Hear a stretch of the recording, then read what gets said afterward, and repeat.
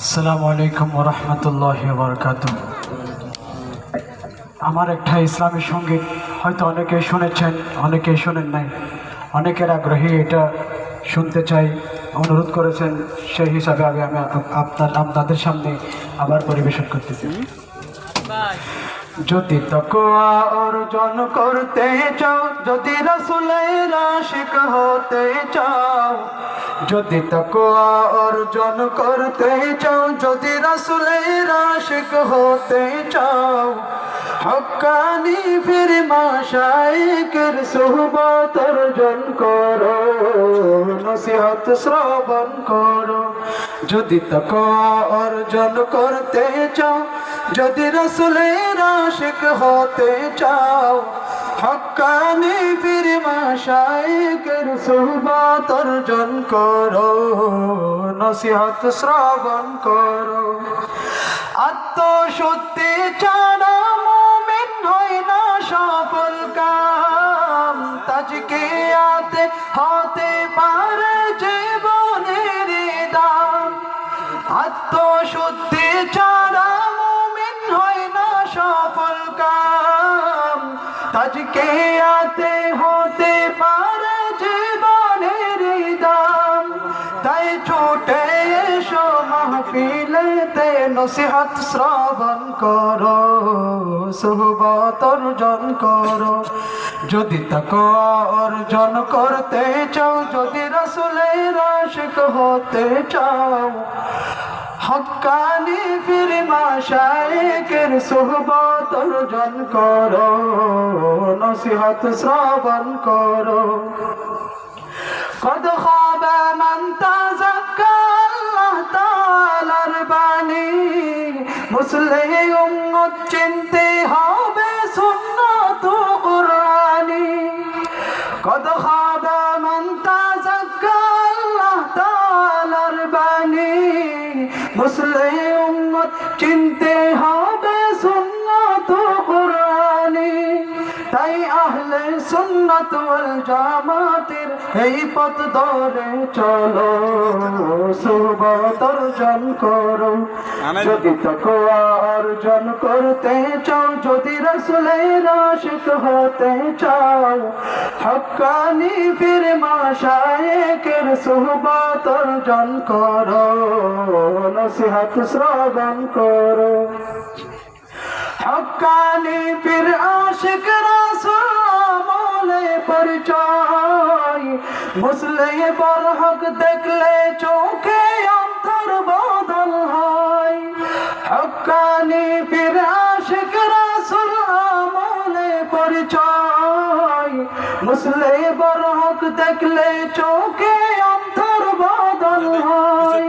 তাই ঘরে ঘরে পাড়ায় পাড়ায় দ্বীনের দাওয়াত করো, সুহবত অর্জন করো। যদি তাকওয়া অর্জন করতে চাও, যদি রাসূলের আশিক হতে চাও, হক্কানি পীর মাশায়েখের সুহবত অর্জন করো, নসিহত শ্রবণ করো। মৃত হৃদয় জীবিত হয় যাদের সুহবত পেলে, দুনিয়া বিমুখ যারা দুনিয়া তাদের পদতলে। মৃত হৃদয় জীবিত হয় যাদের সুহবত পেলে, দুনিয়া বিমুখ যারা দুনিয়া তাদের পদতলে। আল্লাহ ওয়ালা এমন কাউকে মুর্শিদ মানতে পারো, সুহবত অর্জন করো। যদি তাকওয়া অর্জন করতে চাও, যদি রাসূলের আশিক হতে চাও, যদি তাকওয়া অর্জন করতে চাও, যদি রাসূলের আশিক হতে চাও, আব্দুল বাসিত কানসি রাজির নসিহত শ্রবণ করো, সুহবত অর্জন করো, সুহবত অর্জন করো, সুহবত অর্জন করো। আসসালামু আলাইকুম ওয়া রাহমাতুল্লাহ। সম্মানিত হাজরিন, এই পর্যায়ে আপনাদের সামনে সুদূর সিরাজগঞ্জ থেকে আগত অত্যন্ত মূল্যবান নসিহত পেশ করবেন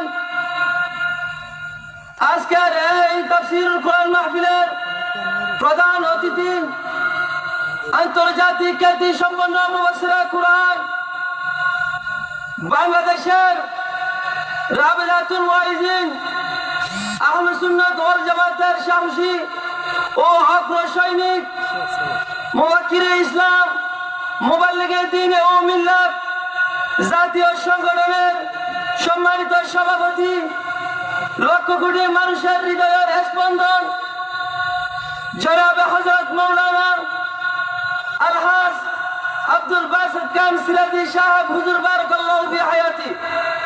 আমি হুজুরকে ওনার মূল্যবান নসিহত পেশ করার জন্য পাঁচকাইন শাইখুল ইসলাম আল্লামা শাহ আহমদ শফি রহমতুল্লাহ সংস্থার পক্ষ থেকে সবিনয় অনুরোধ জানাচ্ছি।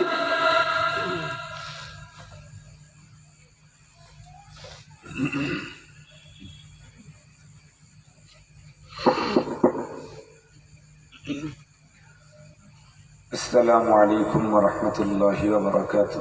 وعليكم السلام ورحمة الله وبركاته. إن الحمد لله نحمده ونستعينه ونستغفره ونؤمن به ونتوكل عليه ونعوذ بالله من شرور أنفسنا ومن سيئات أعمالنا من يهده الله فلا مضل له ومن يضلله فلا هادي له ونشهد أن لا إله إلا الله وحده لا شريك له ونشهد أن سيدنا وسندنا وحبيبنا وشفيعنا وطبيبنا وطبيب قلوبنا وأولانا ومولانا محمدا عبده ورسوله الذي أرسله بالحق إلى الخلق بشيرا ونذيرا وداعيا إلى الله بإذنه وسراجا وقمرا منيرا أما بعد فأعوذ بالله من الشيطان الرجيم بسم الله الرحمن الرحيم النبي أولى بالمؤمنين من أنفسهم وأزواجه أمهاتهم وقال رسول الله صلى الله عليه وسلم لا يؤمن أحدكم حتى أكون أحب إليه من والده وولده والناس أجمعين صدق الله مولانا العظيم وصدق رسوله النبي الأمي الكريم ونحن على ذلك لمن الشاهدين والشاكرين والحمد لله رب العالمين. اللهم صل على سيدنا مولانا محمد وعلى آله وأصحابه وبارك وسلم. اللهم صل على سيدنا مولانا محمد وعلى آله وأصحابه وبارك وسلم. يا رب صل وسلم دائما أبدا على حبيبك خير الخلق كلهم. معزز محترم অধ্যকার চট্টগ্রাম রাউজান পাঁচকাইন শেখুল ইসলাম আল্লামা শাহ আহমদ শফি রহমতুল্লাহ আলাইহি সংস্থার উদ্যোগে আয়োজিত তাফসীরুল কোরআন মাহফিলের শ্রদ্ধাভাজন সম্মানিত সভাপতি মুআজ্জাজ হযরত বুজুর্গ উলামায়ে কেরাম, বিভিন্ন দ্বীনি মাদারিস থেকে আগত আজিজ তালাবা, বিভিন্ন গ্রাম বিভিন্ন অঞ্চল থেকে সমাগত সম্মানিত সুধী, সর্বপ্রথম আল্লাহ পাকের দরবারে আলিশান লাখো কোটি শুকর যে মহান সত্তা আমাদের হায়াত দীর্ঘ করে আজকের এই মুহূর্ত পর্যন্ত সুস্থ সবল রেখে দুনিয়ার হাজারো ব্যস্ততাকে পিছনে ফেলে রেখে দ্বীনের নিসবতে কোরআন পাকের মুহাব্বতে জান্নাতি আয়োজনে আমাদেরকে উপস্থিতির সুযোগ দিলেন, সে মহান মহিয়ানের দরবারে আমরা প্রত্যেকেই শুকরগুজার হচ্ছি। জবান খুলে ভক্তি সহকারে মুহাব্বত নিয়ে দিল থেকে আবেগের সাথে উচ্চ কণ্ঠে সকলেই পড়ে নেই আলহামদুলিল্লাহ। মুহতারাম হাজিরিন, সম্ভবত আপনারা ক্বাবলাল আসর অথবা বাদাল আসর থেকেই দেশের খ্যাতিমান হযরত উলামা মাশায়েখদের জবান থেকে অত্যন্ত গুরুত্বপূর্ণ দ্বীনি দিক নির্দেশনামূলক জরুরি আলোচনা শুনতেছিলেন। মাহফিলের একদম শেষ পর্যায়ে গালিবান আল্লাহ পাক আমাকে আপনাদের খেদমতে উপস্থিত করে দিয়েছেন। আমিও মহান আল্লাহ পাকের উপরে পূর্ণ আস্থা রেখেই তার কালামে মাজিদ থেকে অতি অল্প কিছু অংশ তিলাওয়াত করেছি। মহানবী সাল্লাল্লাহু আলাইহি ওয়াসাল্লামের অসংখ্য অগণিত হাদিস মুবারাকা থেকে একখানা হাদিসও পাঠ করেছি। আল্লাহ পাক যদি আমাকে তৌফিক দান করেন আর দয়া যদি শামিলে হাল হয়, তিলাওয়াতকৃত আয়াত এবং কথিত হাদিসকে সামনে নিয়ে বর্তমান সময়ের জন্য অত্যন্ত জরুরি কিছু দ্বীনি আলোচনা আপনাদের খেদমতে পেশ করব। আপনারা দোয়া করেন যাতে করে মহান রব্বুল আলামিন আমাকে তথ্য সমৃদ্ধ ইখলাসপূর্ণ আজকের এই মুহূর্তে মুসলিম উম্মার জন্য অতীব ফায়দামন্দ দ্বীনি আলোচনা পেশ করার তৌফিক দান করে। পরবর্তীতে বক্তা শ্রোতা খতিব মুখাতাব উভয়কে আল্লাহ তাআলা আমলে ধন্য করে। মুহতারাম হাজিরিন, আমরা প্রত্যেকেই জানি এই পৃথিবীতে যত মানুষ আছে প্রতিটি মানুষকে আল্লাহ তাআলা অন্তর দিয়েছেন। অন্তর ছাড়া পৃথিবীর কোনো মানুষ নেই। অন্তরের ভিতরে যেই সমস্ত আল্লাহ পাক রব্বুল আলামিন ফোল্ডার দিয়েছেন অন্তরে, তার মধ্যে একটা মুহাব্বতের ফোল্ডার আছে। অন্তরে যত অপশন আল্লাহ তাআলা রেখে দিয়েছেন তার মধ্যে একটা মুহাব্বতের অপশন আছে। মুহাব্বতের শরীয়তে অনেক দাম, শরীয়তে মুহাব্বতের অনেক মূল্যায়ন। হাদিস পাকের মধ্যে রাসূল করিম সাল্লাল্লাহু আলাইহি ওয়াসাল্লাম ইরশাদ করেছেন, আল মারউ মা'a মান আহাব্বা। পৃথিবীতে যে যাকে মুহাব্বত করবে মরণের পরে আল্লাহ পাক তাকে তার সাথে হাসর করে রাখবে। সুবহানাল্লাহ। এটা নবীজির জবানের কথা। নবীজির জবান থেকে যে কথাগুলি বের হয় এগুলি নবীজি বলেন, কিন্তু বলান আরেকজন। বলেন কে? নবীজি। বলান কে? আল্লাহ। আল্লাহ পাকের কোরআন আল্লাহ পাক বলেন, وما ينطق عن الهوى إن هو إلا وحي يوحى।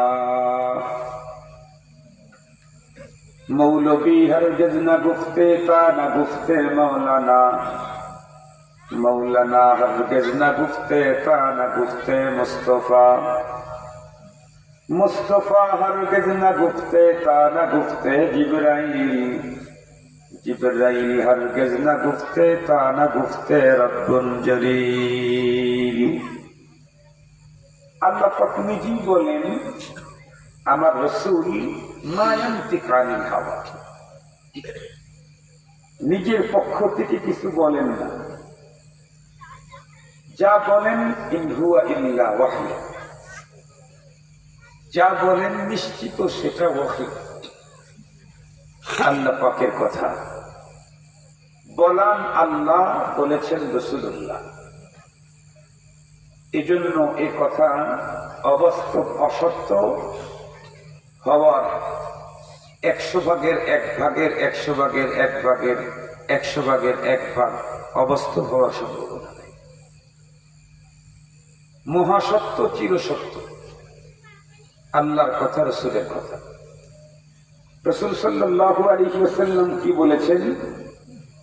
যে যাকে মহব্বত করবে তার সাথে তার হাসর হবে।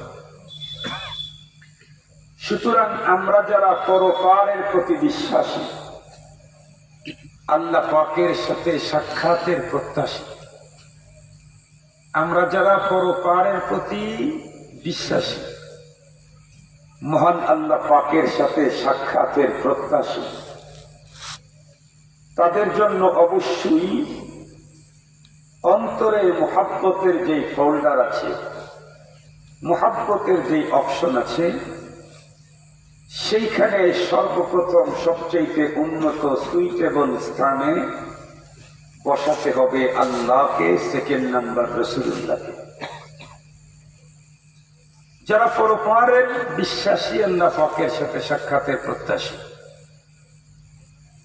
তারা তাদের দিলে মুহাব্বতের গহীন জায়গায় স্থান দিবে প্রথম নম্বরে আল্লাহ, এরপরে মুহাম্মদুর রাসূলুল্লাহ সাল্লাল্লাহু আলাইহি ওয়াসাল্লাম। আমি আজকে আল্লাহ পাকের মুহাব্বত নিয়ে আলোচনা করব না, আমি আজকে আলোচনা করব নবীজির মুহাব্বত নিয়ে। নবীজির মুহাব্বত নিয়ে কেন আলোচনা করব? আপনারা জানতেই পারতেছেন, বুঝতেই পারতেছেন, দেখতেও পারতেছেন। দিন যত গড়াচ্ছে ততই ইসলাম এবং মুসলমানেরা তামাম দুনিয়াতে আক্রান্ত হচ্ছে। দিন যত গড়তেছে ইসলাম এবং মুসলিম আক্রান্ত হচ্ছে। মুসলমানদের মধ্যে যার মর্যাদা যত বেশি, সে তত বড় আক্রমণের শিকার। এমনকি মুসলমানের পয়গম্বর, ইসলামের নবী, যিনি শুধু উম্মতের নবী নন, নবীদেরও নবী, যার চাইতে উন্নত কোন মানুষ মহান আল্লাহ পাকের ফ্যাক্টরিতে তৈরি হয়নি, যাকে মানব বলা হয় না, মহামানব বলা হয়, যিনি মানবতার মুক্তির মহান দূত, যিনি 100-200 বৎসর না, অনেক কয়েক শতাব্দীর বিধ্বস্ত মানবতাকে উদ্ধার করেছেন, যিনি ইনসানিয়তকে পৃথিবীর মধ্যে প্রতিষ্ঠা করেছেন, সেই মহানবী সাল্লাল্লাহু আলাইহি ওয়াসাল্লাম আজকে আক্রমণ থেকে মুক্তি পান। নবীজির শখস, তার ব্যক্তি দুনিয়াতে নাই, কিন্তু শখসিয়ত আক্রান্ত, নবীজির ব্যক্তিত্ব আক্রান্ত। আমার দেশে, দেশের বাইরে, শুধুমাত্র কেবলমাত্র অমুসলিমদের পক্ষ থেকেই দিন আর দিনের নবী আক্রান্ত নন। মুসলমানদের ঘরে জন্মগ্রহণ করা নব্য নাস্তিক, এদের দ্বারাও নবী এবং নবীজির আনিত দিন আজকে আক্রান্ত। এই আক্রান্তেও বাড়তেই থাকবে যদি ঈমানদারদের অন্তরে নবী আলাইহিস সালামের জায়গা যেখানে, সেখান থেকে সরালেই আক্রান্ত হবে। কথা ভালো করে বুঝবেন। যেই বস্তুকে যেই জায়গায় সংরক্ষণ করতে হয় সেখান থেকে অন্যত্র সরায় দিলে আক্রান্ত হয়। আপনাদেরকে সহজে বুঝবার জন্য বলি, স্বাভাবিকভাবে ছোট ছোট মুরগির বাচ্চা, এগুলিকে সংরক্ষণের জায়গা হলো নির্ধারিত সংরক্ষিত এরিয়া। এর বাইরে গেলে মুরগির বাচ্চা আক্রান্ত হবে। বড় বড় মুরগি, মোরগ, এগুলি সংরক্ষণের এরিয়া হলো মানুষের বাড়িঘর। বাড়িঘরের এরিয়া ছেড়ে জঙ্গলে ঢুকলে আক্রান্ত হবে। একজন অফিসারের সুরক্ষিত এরিয়া হলো তার অফিস কক্ষ, বাইরে গেলে আক্রান্ত হতে পারে। একজন প্রেসিডেন্ট, তার অবস্থানের সুরক্ষিত এরিয়া আছে, প্রেসিডেন্ট তার এরিয়ার বাইরে গেলে আক্রান্ত হতে পারে। এজন্য সর্বোচ্চ সিকিউরিটি দেওয়া হয় প্রেসিডেন্টকে, সর্বোচ্চ সিকিউরিটি দেওয়া হয় স্পিকারকে, সর্বোচ্চ সিকিউরিটির মাধ্যমে রাখা হয় প্রধানমন্ত্রীকে। ওনাদের নির্ধারিত এরিয়া আছে, এরিয়ার বাইরে গেলেই আক্রান্ত হতে পারে। আমি আমার সন্তান, একে যদি সেফ রাখতে চাই তাহলে ওকেও লালন করার একটা এরিয়া আছে। এরিয়ার বাইরে গেলে আমার কলিজার টুকরা সন্তানও আক্রান্ত হতে পারে। আপনারা দেখবেন একই ফ্যামিলির 3 ছেলে, একজনকে ফ্যামিলির সকলেই অস্বাভাবিক মহব্বত করে, ওকে ওই ফ্যামিলির অন্য সদস্য বকা দিবে তো দূরের কথা, যতদূর পর্যন্ত মানুষ জানতে পারে যে এই ছেলেটা তার ফ্যামিলির সবার কাছে অধিক প্রিয়, ততদূর পর্যন্ত কেউ তাকে বকাঝকা করতে সাহস করে না। কিন্তু ফ্যামিলির যেই ছেলেটার উপরে অন্য সদস্যদের অবজ্ঞা, তার প্রতি চূড়ান্ত অনীহা, যাকে তারা অনার করে না, মোহাব্বত করে না, ভালোবাসা দেয় না, এই জাতীয় ওই ফ্যামিলির ছেলে যে কেউ তাকে বকা দিতে কখনো দ্বিধা করে না। আমার কথা কি সত্য না অসত্য? এটা বাস্তব না অবাস্তব? এটা তো আমার চোখে দেখা কথা, এ তো কিতাবে পড়া কথা না, এ তো আমি চোখে দেখে বলতেছি। মুহতারাম হাজিরিন, আজকে অমুসলিমরাও আমার রাসূলকে নিয়ে এত কটাক্ষ করার সুযোগ সাহস পায় কেন?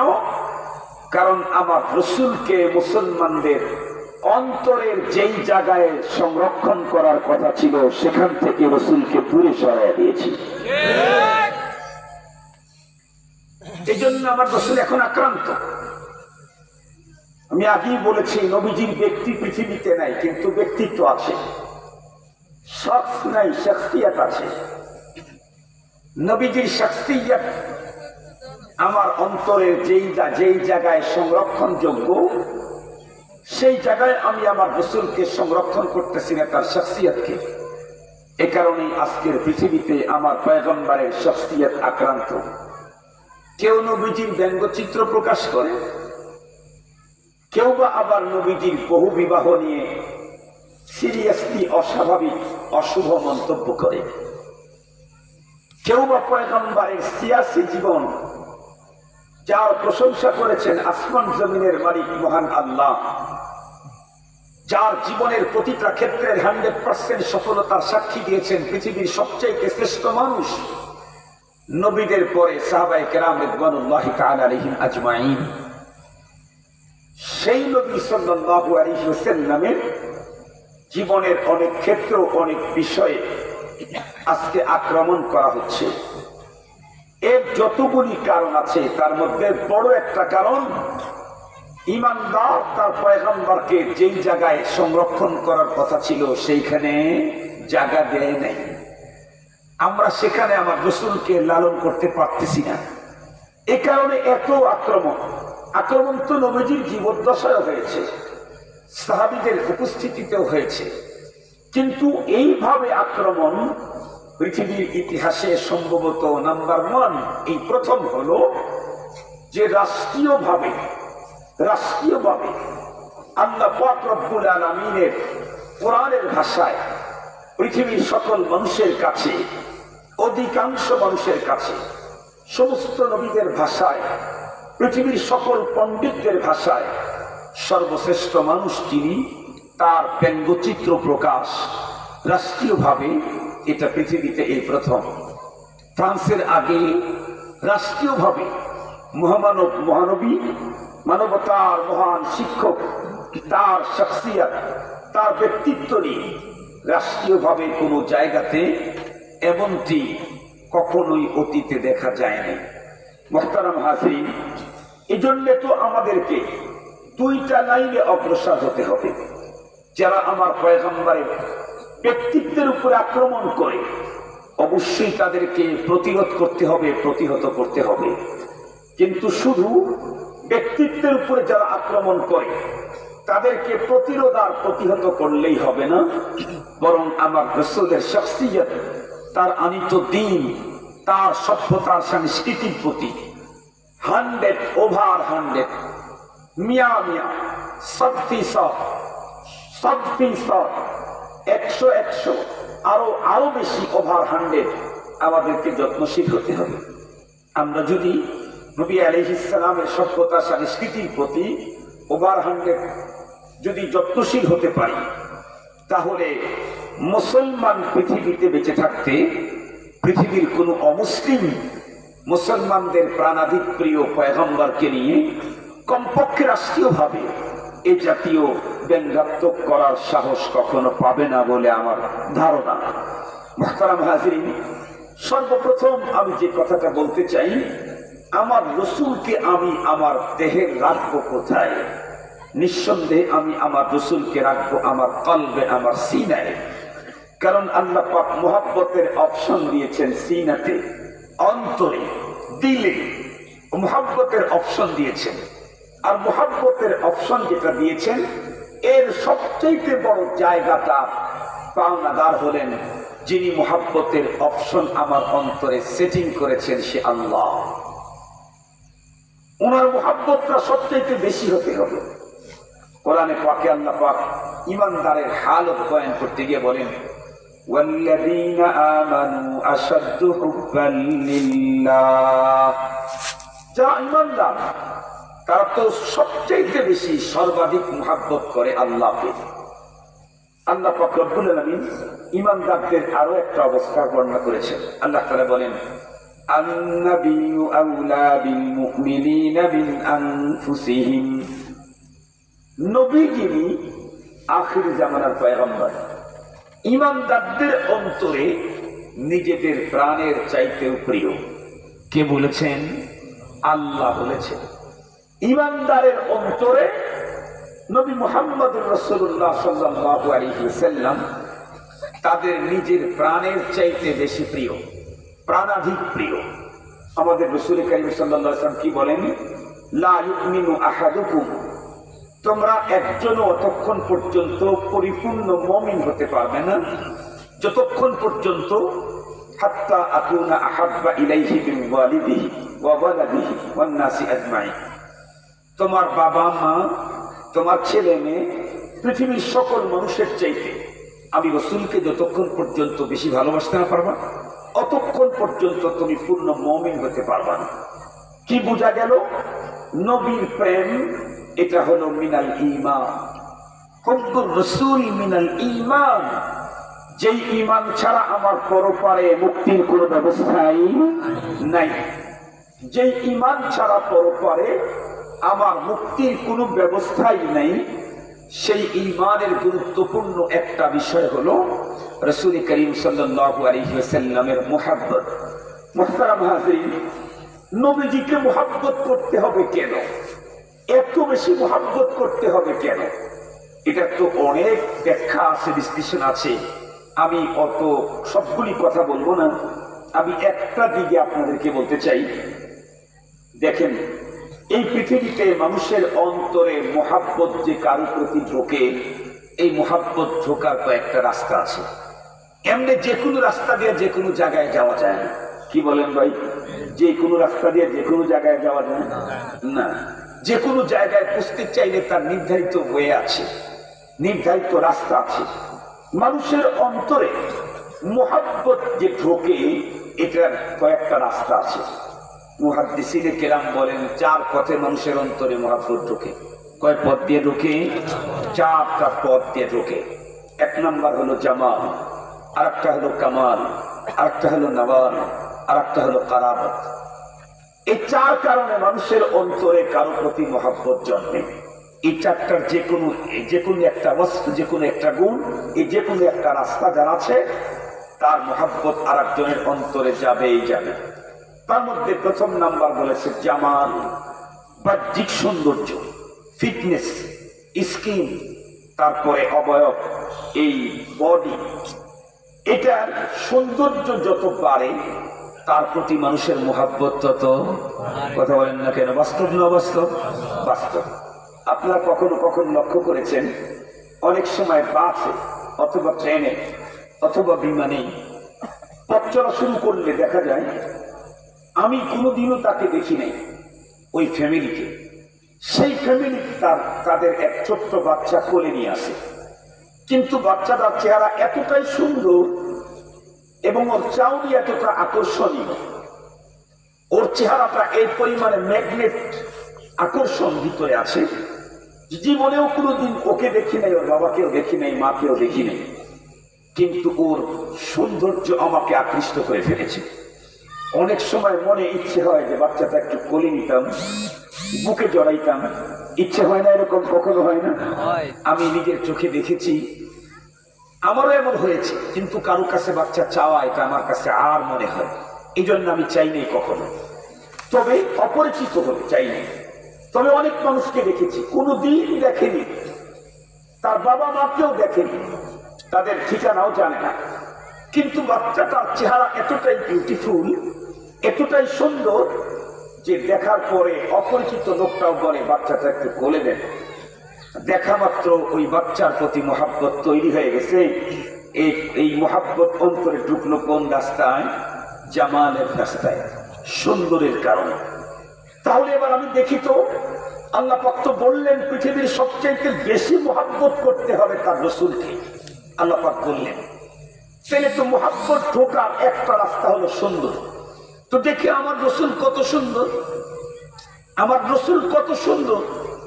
সৌন্দর্য যদি পৃথিবীর সেরা হয় তাহলে তার প্রতি নাম্বার 1 মহব্বত প্রদর্শনের এ দাবি ঠিক আছে। আর সৌন্দর্য যদি কম হয় তাহলে সুন্দর কম অথচ তার প্রতি সর্বাধিক মহব্বতের কথা আল্লাহ তাআলা বললেন যে এটা তো হয় না, এটা হবেই না। মুহতারাম হাজিরিন, আল্লাহ পাক যেহেতু বলেছেন, রসুল যেহেতু বলেছেন সবকিছুর চাইতে আমার প্রতি তোমার মহব্বত বেশি হতে হবে, এই কথাটাই প্রমাণ করে এই পৃথিবীর সবকিছুর চাইতে আমার রসুল বেশি সুন্দর। এই কথাটাই প্রমাণ করে আমার রসুল কি পরিমাণে সুন্দর ছিলেন। অন্যদের কাছ থেকে জানার আগে নবীজি একদম কাছে যারা ছিলেন তাদের কাছ থেকে আগে জানেন। আপনারা তো জানেন নবী ইসলামের একজন পিএস ছিলেন। এখন পিএস আর আগের জামানায় বা আরবিতে এটাকে খাদেম বলে। খাদেম ইংরেজিতে আমরা পিএস বলি, পার্সোনাল সেক্রেটারি, একদম কাছাকাছি থাকে, খেদমত করে। নবী ইসলামের এমন একজন খাদেম ছিলেন, তার নাম হযরত আনাস রাদিয়াল্লাহু তাআলা। 10 বছর ছিলেন। আমার রসুল যেমন রসুলের পিএস তেমন। সুবহানাল্লাহ বললেন না? যে আমার রসুল যেমন রসুলের পিএস তেমন। আমার রসুল যেমন আমার রসুলের ডান বামের লোকগুলা তেমন। আমার রসুলের যেমন সবচাইতে উন্নত চরিত্র, আমার রসুলের পিএসদের চরিত্র তত উন্নত। আল্লাহ হেফাজত করেছেন। বর্তমান সময়ে আমরা দুনিয়ার ইতিহাস মন্থন করলে কি দেখি? একজন মানুষ বড় হতে তাকে কিন্তু অনেক পথ পেরিয়ে যেতে হয়, অনেক পথ, অনেক চড়াই উতরাই, অনেক জীবনের ঝুঁকি, অনেক কিছু মোকাবেলা করে তারপরে বড় হতে হয়। একদিনেই মানুষ কষ্ট ছাড়া কেউ কোনোদিন বড় হয় নাই। আমরা কিন্তু দেখি কি অনেক মানুষ দুনিয়ার দিক থেকে, দিনের দিক থেকে অনেক বড় হয়েছে, কিন্তু জীবনের শেষ মুহূর্তে জীবন সায়ান্নে তার জীবনের অর্জিত সবকিছু ম্লান হয়ে যায়।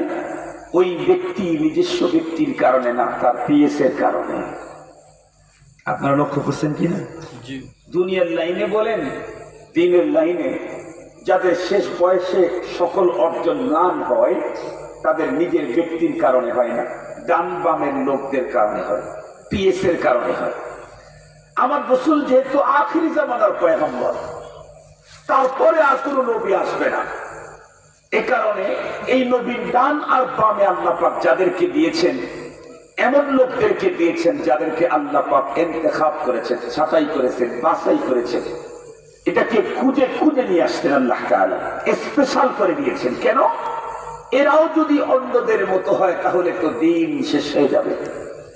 এই জন্য নবী ইসলামের পিএস ছিল, কিন্তু আবু বকরের মতো, হযরত ওমর রাদিয়াল্লাহু তাআলা আনহুর মতো, হযরত আনাস রাদিয়াল্লাহু তাআলা আনহুর মতো। আমাদের এখন যে কন্ডিশন, আমাদের পিএসটা তো আমাদেরকে বিক্রি করে ফেলে লেগে যায়। কথা বলেন না কেন? আমাদের পিএসটা তো আমাদেরকে বিক্রি করে খেতে চায়। আমরা যেমন আমাদের পিএসও তেমন, আমার নবীজি যেমন তার পিএসও তেমন। আনাস রাদিয়াল্লাহু তাআলা উনি বর্ণনা করেন, আমি তো নবীজির 10 বছর খেদমত করেছি, একদম পাশে ছিলাম। নবীজিকে তো কত লক্ষবার কোটিবার দেখেছি, কিন্তু আমি একদিন 14 তারিখের চাঁদনি রাত্রে নবী আলাইহিস সালাম, এদিকে 14 তারিখের চাঁদ চলতেছে, ওদিকে নবী আলাইহিস সালাম বের হয়েছেন। আমি ওই দিন নবীজির চেহারার দিকে তাকায়া জানি নতুনত্ব কি যেন দেখলাম।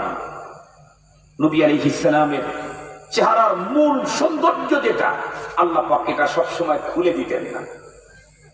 মূল সৌন্দর্য যেটা, এটা সবসময় খুলতেন না, কখনো কখনো খোলা হয়েছে, যেটা আজওয়াজে মুতাহহারাতদের বিভিন্ন বর্ণনা থেকে বোঝা যায়। নবী আলাইহিস সালামের একদম খাদিম, খাস খাদিম তার বর্ণনা, যে নবীজিকে আজকে তার চেহারার দিকে তাকায়া আমি অবাক। আমি তো কত দেখেছি আমার রাসূলকে, কিন্তু আজকে আমার কাছে মনে হচ্ছে 14 তারিখের চাঁদের চাইতে যেন আমার রাসূল বেশি সুন্দর। একবার আবার 14 তারিখের চাঁদের দিকে তাকাই, আবার নবীজির চেহারার দিকে তাকাই, আমি তখনও মূলত ফয়সালা করতে পারতেছিলাম না কারটা বেশি আদর। 2-3 বার তাকাবার পরে আমার বিবেক আমাকে ধাক্কা দিয়ে বলে, আরে ব্যাপক, আর কত তাকাবি? চাঁদ যতই তাম দুনিয়াকে আলোকিত করুক, ওর চেহারার ভিতরে কত কলঙ্কের দাগ আছে, কিন্তু হাবিবুল্লাহর চেহারার দিকে তাকায় দেখো, কোনো কলঙ্কের দাগ নাই, কোনো কলঙ্কের দাগ নাই। মুহতারাম হাজিরিন, আম্মা জানা আয়েশা সিদ্দিকা রাদিয়াল্লাহু তাআলা আনহা নবীজিকে ডাইরেক্ট জিজ্ঞেস করেছিলেন, ওগো নবীজি, আপনি তো নবীদের নবী, ইউসুফ আলাইহিস সালাম উম্মতের নবী, ইউসুফ আলাইহিস সালাম আপনার সাথে তুলনা হবে না, ইউসুফ আলাইহিস সালাম আপনার সাথে তুলনাই হবে না, কিন্তু ইউসুফ পয়গম্বরের সৌন্দর্যের কথা কোরআনে পাকে আছে, আপনার কিন্তু জামালের কথা কোরআনে পাকে। ইউসুফ আলাইহিস সালামের সৌন্দর্যের কথা আছে, فَلَمَّا رَأَيْنَهُ أَكْبَرْنَهُ وَقَطَّعْنَ أَيْدِيَهُنَّ وَقُلْنَ حَاشَ لِلَّهِ مَا هَذَا بَشَرًا إِنْ هَذَا إِلَّا مَلَكٌ كَرِيمٌ। ইউসুফ আলাইহিস সালামের রূপের অবস্থা এতটাই সিরিয়াস ছিল যে জুলাইখার স্ত্রী বিভিন্ন অভিজাত মহলের নারীদের মুখ থেকে যখন তার নামের দুর্নাম চর্চা শুনতে পাইলেন, তখন তাদেরকে টি পার্টিতে আমন্ত্রণ করেছিলেন, তাদের হাতে আকর্ষণীয় ফল দিয়ে, ছুরি দিয়ে কেটে খাওয়ার জন্য বলে ইউসুফ আলাইহিস সালামকে তাদের সামনে আকস্মিকভাবে উপস্থিত করলেই ইউসুফ পয়গম্বরের চেহারার সৌন্দর্য এতটাই আকর্ষণীয় ছিল, প্রত্যেকে তাদের জ্ঞান হারিয়ে ফেলছে। ওরা হাত কাটতেছে নাকি ফল কাটতেছে এরা টেরও করতে পারে না। এটা তো কোরআনে পাকে আছে, ইউসুফ আলাইহিস সালামের রূপের বর্ণনা, কিন্তু আপনার রূপের বর্ণনা তো কোরআন শরীফের মধ্যে নেই। আপনার চরিত্রের বর্ণনা আছে, ইন্নাকা লাআলা খুলুকিন আযীম, আরো অনেক সাইড আছে, কিন্তু বাইরের জামালের এই জাতীয় বর্ণনা নাই। তো আমি জানতে চাই, মূলত কি ইউসুফ আলাইহিস সালাম বেশি সুন্দর না আপনি বেশি সুন্দর? তাহলে প্রশ্নটা বড় সুন্দর না? এটা আমাদের তো জানতে ইচ্ছে হয়। রাসূল কারীম সাল্লাল্লাহু আলাইহি ওয়াসাল্লাম আম্মা জানকে বলেছিলেন, আয়েশা, ইউসুফ আমার চাইতে ফর্সা বেশি, কিন্তু দেখতে বেশি আকর্ষণীয়। আমার কথা কি বুঝে আসছে আপনাদের? ইউসুফ আমার চাইতে ফর্সা বেশি আলাইহিস সালাম, কিন্তু দেখতে আমি বেশি আকর্ষণ। কেন? হাদিস খুলেন, সামাইল খুলেন, স্পষ্ট আছে রাসূল করিম সাল্লাল্লাহু আলাইহি ওয়াসাল্লামের সৌন্দর্যটা ছিল গোল্ডেন কালার। কি কালার? Golden colour. মনে হতো যে পয়গম্বরের চেহারার উপরে স্বর্ণের প্রলেপ লাগায় দিয়েছে।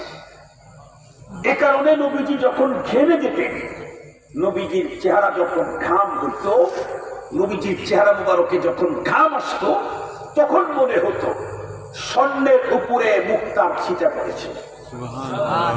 স্বর্ণের উপরে মুক্তার ছিটাগুলা যেমন আকর্ষণীয়, মহানবী সাল্লাল্লাহু আলাইহি ওয়াসাল্লামের চেহারা মুবারক যখন ঘাম ঝরতো, নবী আলাইহিস সালামকে তখন ওর চাইতে আরো কয়েক হাজার কোটি গুণে বেশি আকর্ষণীয় দেখা যেত। মুহতারাম হাজিরিন, রাসূল করিম সাল্লাল্লাহু আলাইহি ওয়াসাল্লাম সৌন্দর্যের কারণে পৃথিবীর মানুষ, তোমরা যদি কেউ কাউকে মহব্বত করো তাহলে সবচেয়ে বড় চেয়ারটা দিতে হবে আমার রাসূলকে। আমার রাসূলের চাইতে বাহ্যিক সুন্দর, এর চাইতে আরো উন্নত নেই। আপনারা জানেন আমাদের বর্তমান পৃথিবীতে বিশ্ব সুন্দরী প্রতিযোগিতা হয়, মিস ওয়ার্ল্ড হয় না? হয় না? কথা বলেন। বিশ্ব সুন্দরী, এই সুন্দরী বিবেচিত হলে শুধু স্কিন ফর্সা হলেই বিশ্ব সুন্দরী হয় না, ওর জন্য কিছু মাপ আছে, কিছু সাবজেক্ট আছে। সব সাবজেক্টে যদি সে 100 হয় তখন সে বিশ্ব সুন্দরী হয়। মুহতারাম হাজিরিন, একজন হয়তো স্কিনের ফর্সার দিক থেকে অন্যের তুলনায় অনেক বেশি, কিন্তু অন্য সাইডে একটু নরমাল, তাহলে বিশ্ব সুন্দরী হতে পারবে না।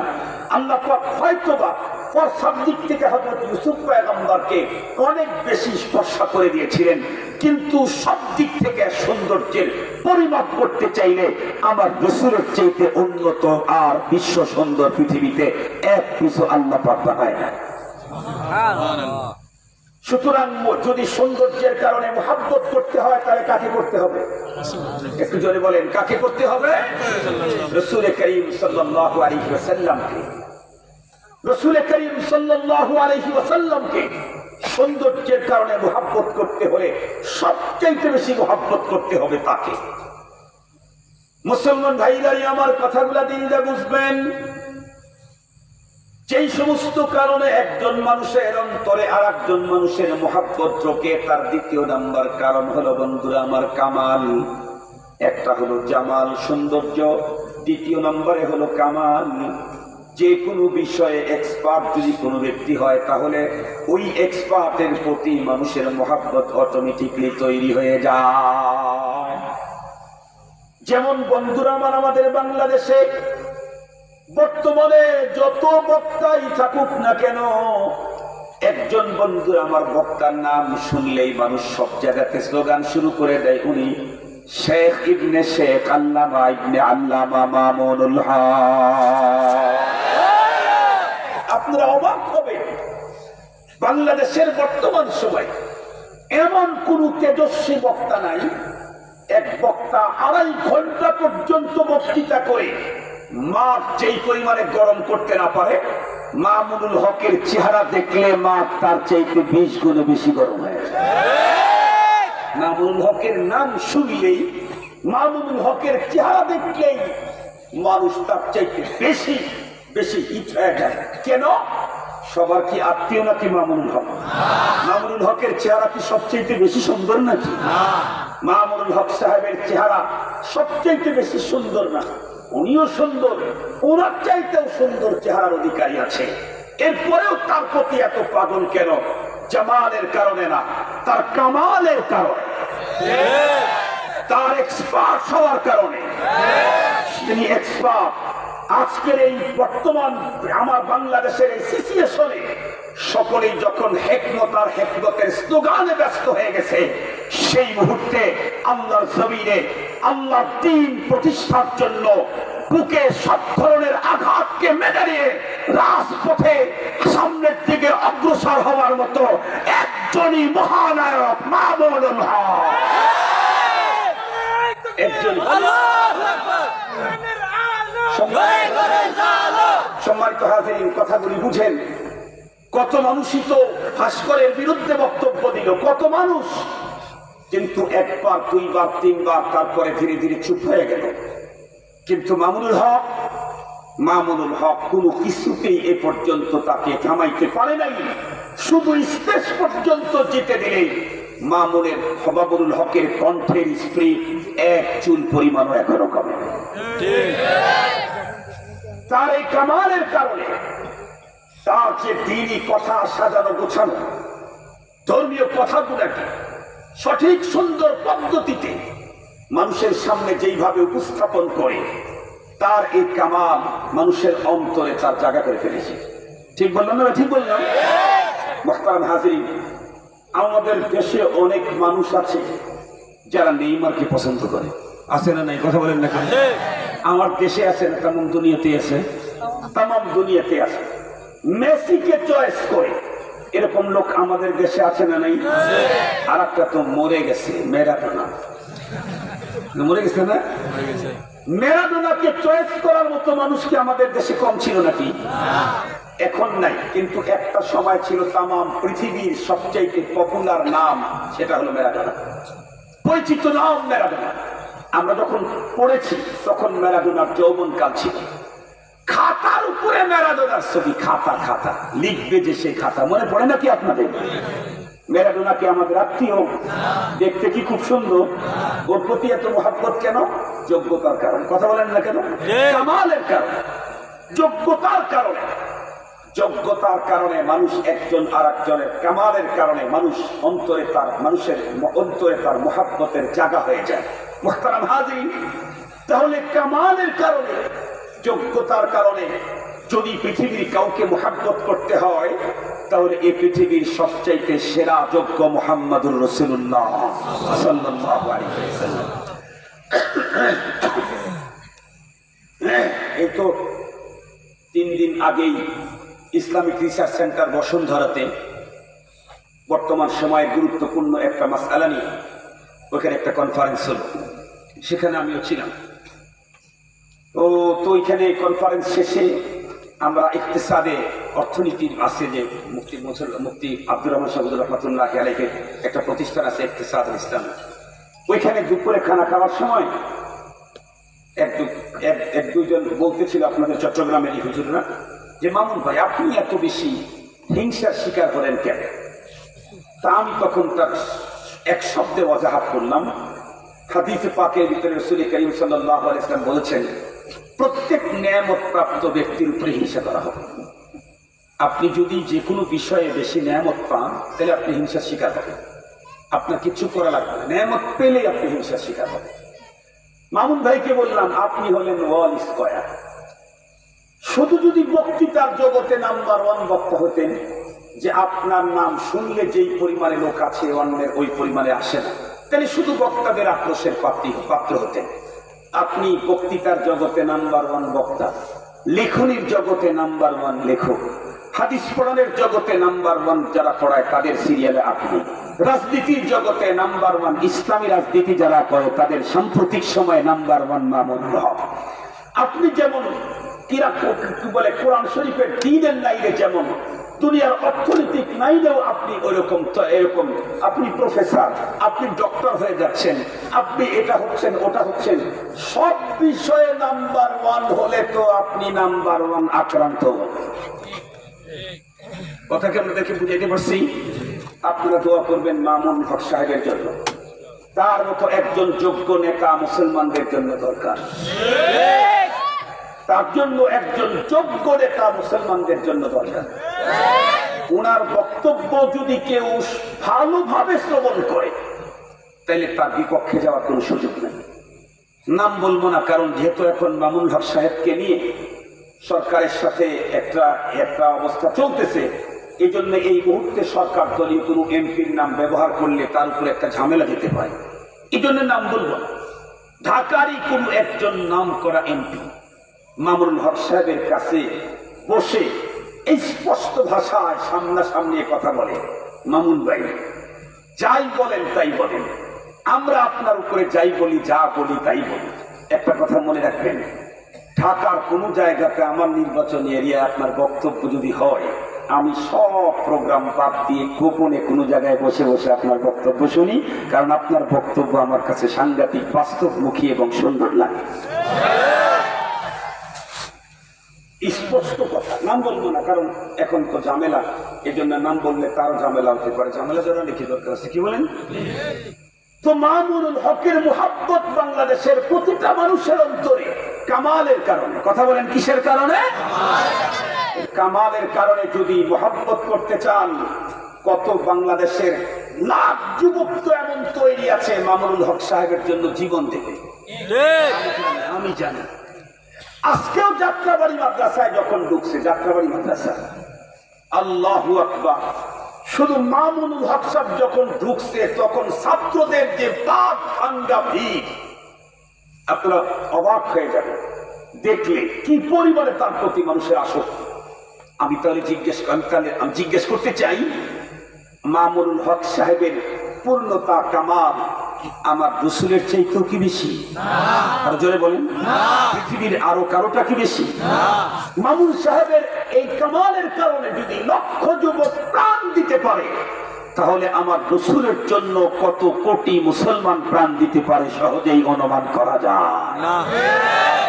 আমার রসুল তো রসুল, তার নরমাল রসুল নন, সব রসুল উম্মতের নবী, আর আমার নবী নবীদেরই নবী। কথা বললেন সুবহানাল্লাহ, বললেন না রে? দুনিয়ার সকল নবী কার নবী? উম্মতের নবী।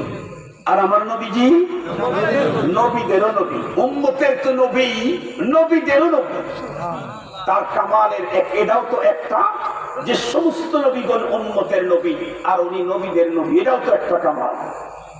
মুসলমান ভাইরা আমার ভালো করে বুঝবেন, বিশ্ব নবীজির দক্ষতা, তার পূর্ণতার কোন সাইডের কথা আলোচনা করব? শুধুমাত্র কেবলমাত্র একটা জানা ঘটনা আপনাদেরকে শোনায় দিতে চাই।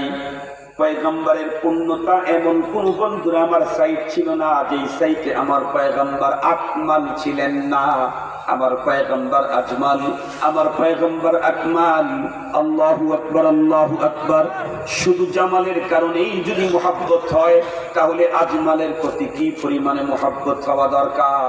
কামালের কারণেই যদি মুহাব্বত হয়, আকমালের প্রতি বন্ধুরা আমার কি পরিমাণে মুহাব্বত হওয়া দরকার। কামালের কারণে মানুষের অন্তরে মুহাব্বত যদি হয়, আকমালের প্রতি সর্বোচ্চ মুহাব্বত হতে হবে, এটাই তো স্বাভাবিক।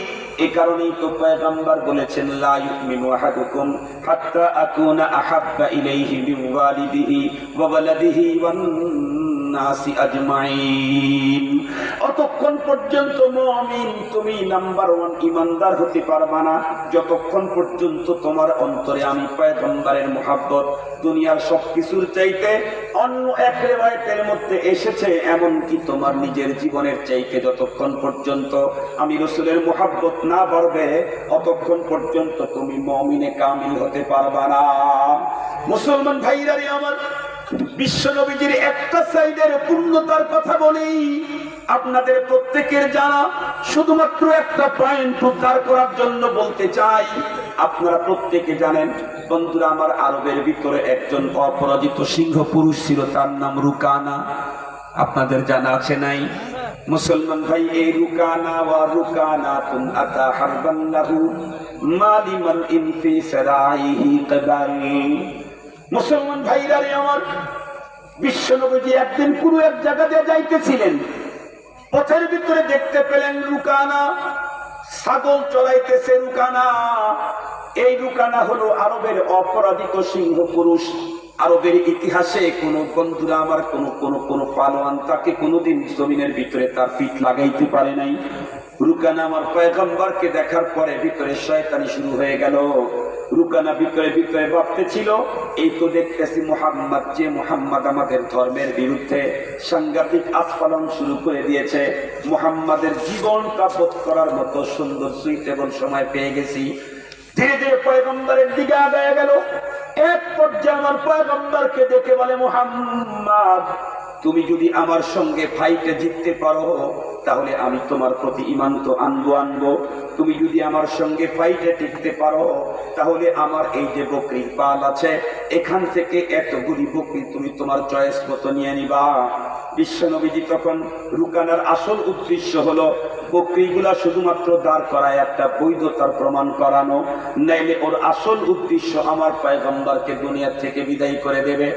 কিন্তু রব্বুল আলামিন তো কোরআনুল কারীম নাযিল করে কোরআনের ব্যাপারেও ঘোষণা দিয়েছেন, ইন্না নাহনু নাযালনা যিকরা ওয়া ইন্না লাহু লাহাফিজুন। কোরআন আমি নাযিল করলাম, হেফাজতের জিম্মাদারি আমি নিলাম। শুধু কোরআন নাযিল করে কোরআনের হেফাজতের জিম্মাদারি নিয়েছেন তাই না, কোরআন যেই মহান ব্যক্তিত্বের উপরে আল্লাহ পাক নাযিল করেছেন তাকেও হেফাজতের জিম্মাদারি নিয়েছেন স্বয়ং আল্লাহ। আল্লাহ পাক বলেন, ওয়াল্লাহু ইয়াসিমুকা মিনান নাস। ওগো রাসূল, আপনাকে কোরআন দিলাম, হেফাজতের দায়িত্ব আমি নিলাম। আপনাকে কোরআনের দাওয়াত দিয়ে আবু জেহেলের কাছে পাঠাইলাম, আপনাকেও মানুষ থেকে হেফাজতের দায়িত্ব আমি নিলাম। শুধু কোরআন হেফাজতের দায়িত্ব না, কোরআন যার উপরে নাযিল হয়েছে তাকেও হেফাজতের দায়িত্ব দিয়েছেন আল্লাহ। এ কারণেই আবু জেহেল, রুকানা, অপরাজিত সিংহ পুরুষ আরবে, সেও পয়গম্বরের জীবনকে বোধ করতে পারে নাই। ষড়যন্ত্র অনেক হয়েছে, কিন্তু রব্বুল আলামিনের ওয়াদা, কথা বলেন না কেন, ইন্নাল্লাহা লা ইউখলিফুল মিয়াদ। রুকানার মূল টার্গেট ছিল মূলত পয়গম্বরকে মেরে ফেলে। এখন এমনি যদি বক্সিং দিয়ে মেরে ফেলে তাহলে আইন আছে না, আন্তর্জাতিক আইন। এই জন্য সে করলো কি, সে পলিসি করলো যে না, আমি তোমাকে মেরে ফেলবো না, তোমার সাথে আমি প্রতিযোগিতা দেবো, ফাইট করবো, ফাইট, কুস্তি প্রতিযোগিতা দিছে। রাসূল করিম সাল্লাল্লাহু আলাইহি ওয়াসাল্লাম মুস্কি হাসতেছেন। কেন হাসতেছেন? রুকানার হিসাব যোগ বিয়োগ এক রকমের, আর নবীর যোগ বিয়োগ হলো আর এক রকম।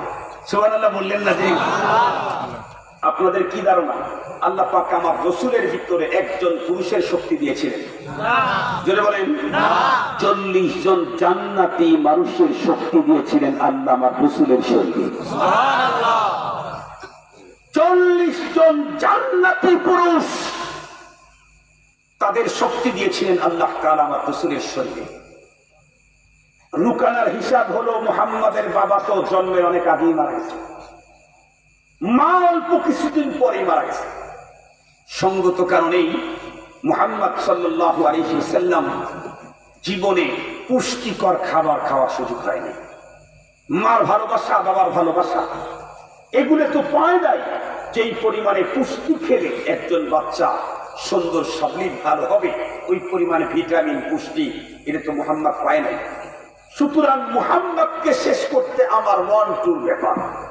কিন্তু আসমানের মালিক আগেই নোটিশ দিয়ে পয়গম্বরকে জানায় দিয়েছেন, থানা আগেই কমপ্লিট কন্ট্রাক্ট, থানা আগেই কন্ট্রাক্ট। নবীজি তো জানেন কন্ট্রাক্ট মালিকের সাথে আমার হয়েছে। রুকানা কেন? রুকানার মতো 1 কোটি রুকানাও আমার জীবন বোধ করার ক্ষমতা পাবে না। রুকানা সামনের দিকে আসছে। রুকানা অত বড় পালোয়ান হলে কি হবে, কিন্তু আস্থা বলো বলদ বুঝেন নাকি? কারণ একটু ভাবা দরকার ছিল কার সাথে ফাইটে যাচ্ছি।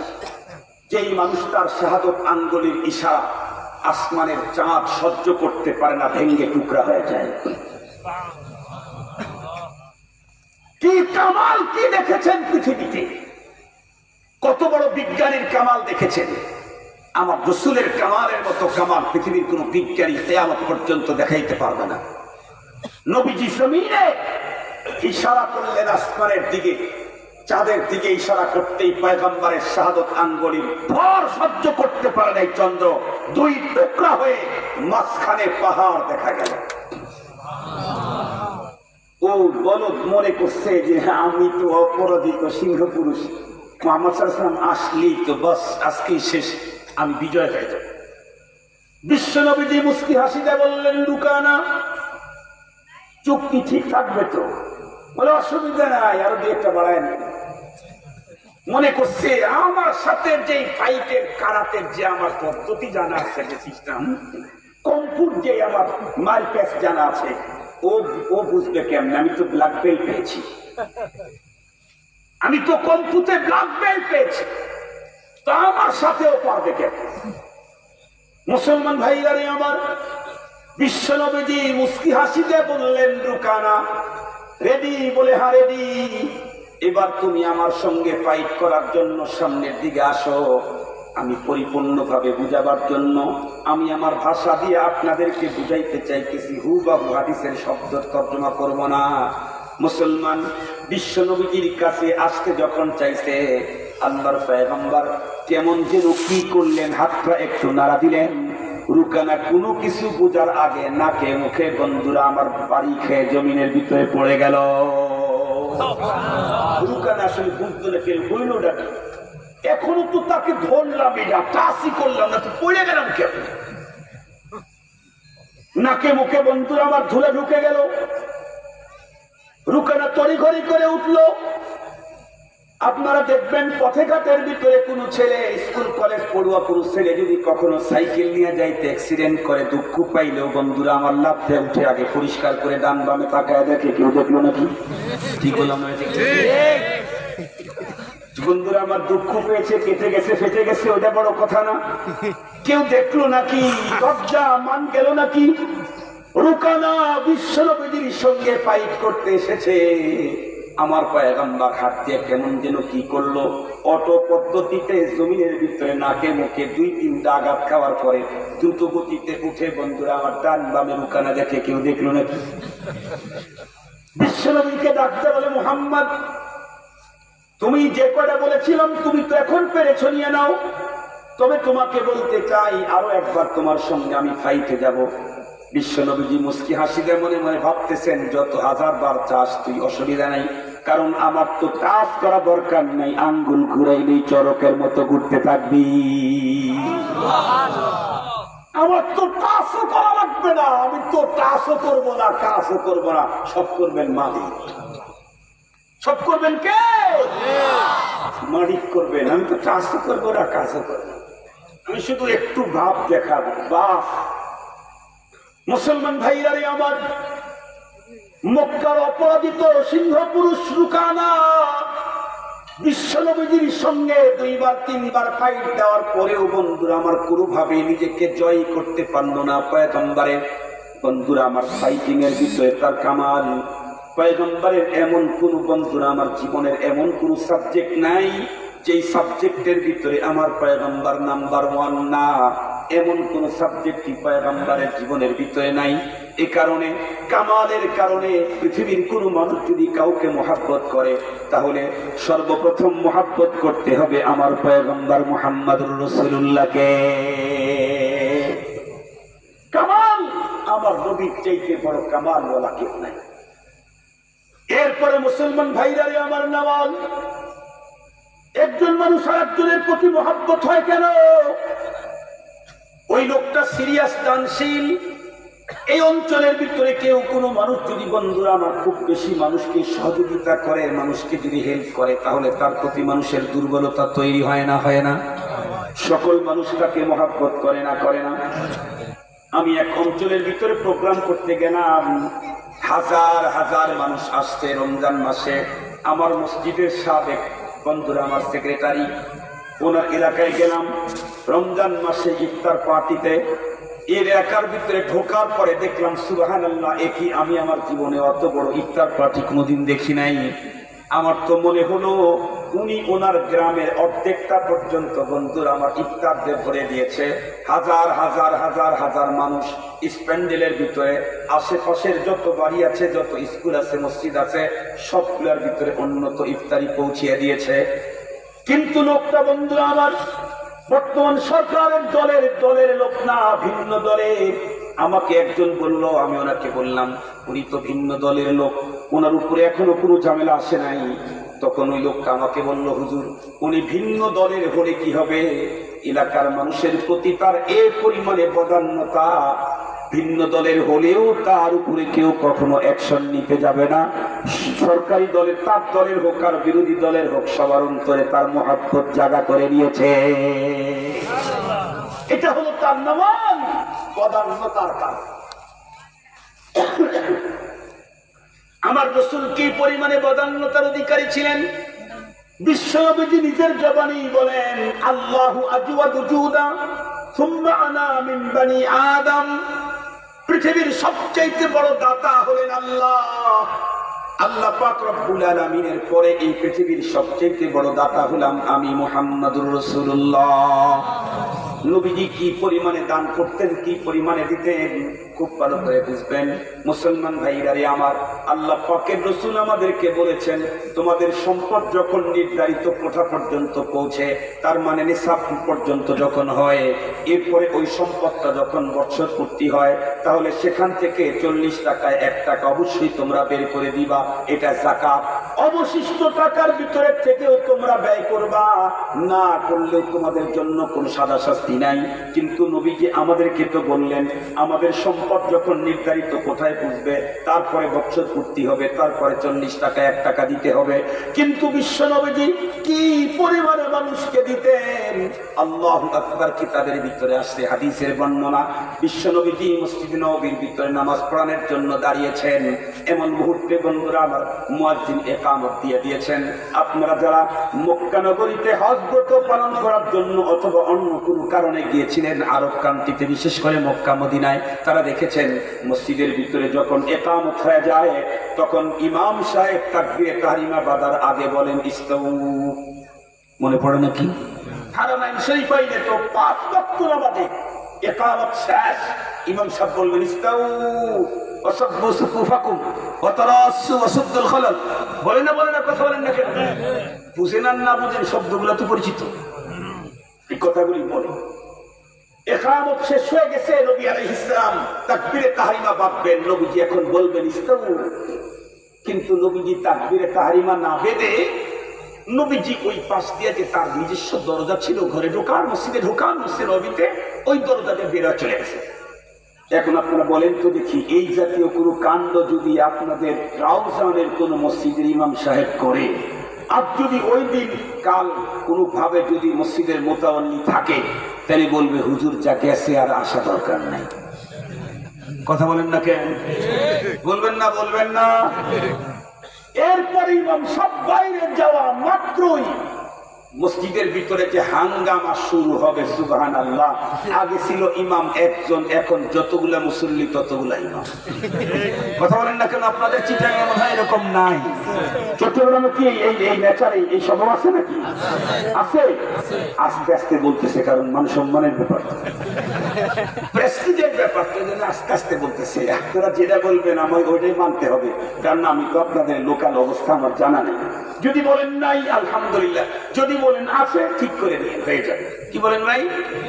মুহতারাম হাজিরিন, কিন্তু রাসূল করিম সাল্লাল্লাহু আলাইহি ওয়াসাল্লাম, আল্লাহু আকবার, উনি ভিতর দিয়ে বাইরে চলে গেছেন।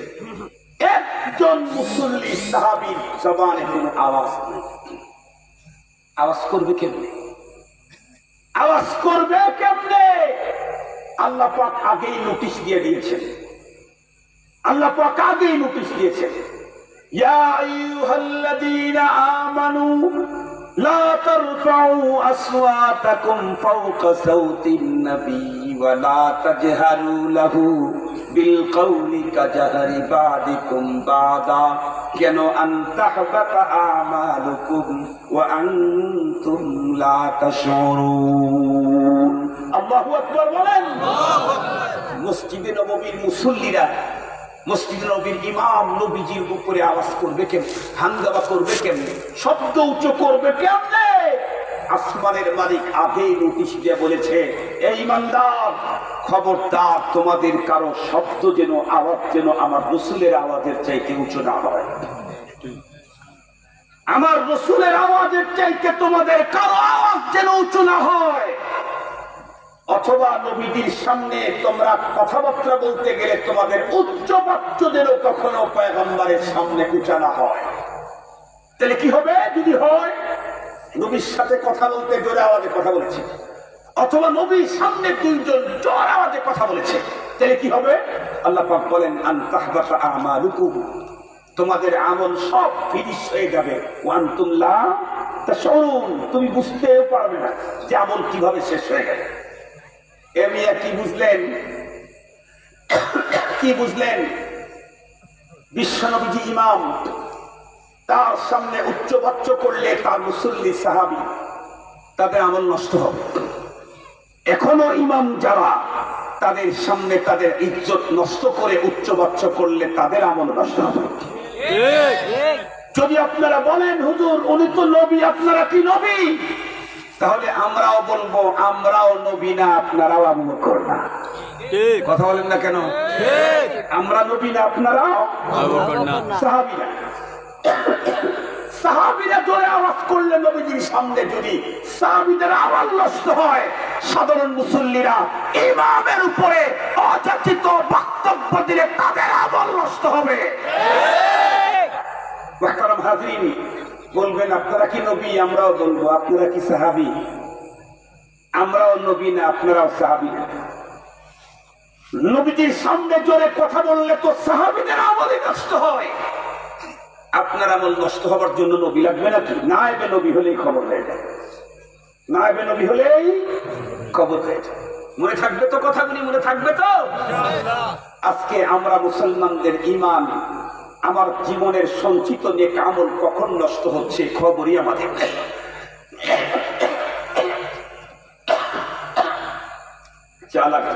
অসুস্থ। আমি অনেক আগে 20 বছর 18 বছর আগে একদিন ওয়াজ করতে গিয়ে আমি আগে মনে করতাম যে ওয়াজের মাঝখানে শ্রোতাদেরকে জিকির লাগায় চা খাওয়া এটা একটা ওয়াজের স্টাইল, এটা আমি ভাবতাম। তো আমি এক ওয়াজে গেছি, সেখানে মাওলানা মুফতি নুরুল হক সাহেব রহমতুল্লাহ আলাইহি ছিলেন, যাত্রাবাড়ি হাফি হযরতের খলিফা ছিলেন উনি। মানুষ কারা ছিলেন? প্রথমে কথা বলতেন, আওয়াজ বের হতেন। এরপরে আল্লাহ পাক তার জমানে এমন কণ্ঠ এবং চেতালো আওয়াজ দিতেন, টান দিতেন, মানুষ পাগল হয়ে যেত। ওর বড় বড় বুজুর্গ ছিলেন, একটা গলত কথা তার সামনে বললে সে যত বড় শাইখুল হাদিসই হোক, শাইখুল তাফসীর হোক, তাকে ছাড় দিবেন না। এত সিরিয়াস ছিলেন।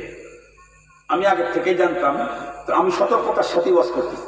তো এক মাদ্রাসায় ওনার সাথে আমার বয়ান, উত্তরবঙ্গের তখনকার সময় পপুলার বক্তা হযরত মাওলানা আব্দুল কাদের সিদ্দিকী, পুরা উত্তরবঙ্গের তখন কিং, বক্তৃতা জগতের কিং আব্দুল কাদের সিদ্দিকী, তার মাদ্রাসায় বয়ান। হুজুরের আগে আমার বয়ান। আমি বয়ান করতে বয়ানের মাঝখানে চা খেলাম, মনে করছি এটাই স্টাইল, এটাই সিস্টেম, এটাই সত্য।